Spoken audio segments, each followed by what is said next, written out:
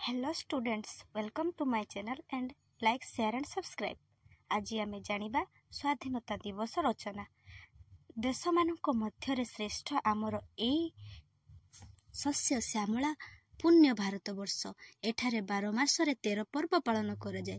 स्वाधीनता दिवस हेउछि एक जातीय पर्व। एही दिन आमे आम देशर त्रिरंगा पताका को मुक्त आकाश रे उड़ाई थाउ। आम जातीय पताकार 3टी रंग एवं नील रंगर गोटे अशोक चक्र थाए। जातीय पताकार थिबा केसर रंग साहसर प्रतीक, धला रंग शांतिर प्रतीक, सबुज रंग मैत्रीर प्रतीक। जातीय पताकार थिबा नील रंगर अशोक चक्र रे 24टी ओर थाए। यह आमको प्रगतिर सूचना दिए।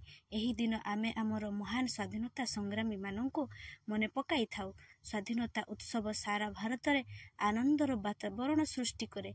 स्कूल, कॉलेज, विश्वविद्यालय, उद्योग सबुठी जातीय पताका उड़ाई जातीय संगीत गान करा जाए। 1947 मसीहा अगस्ट 15 तारिख परठू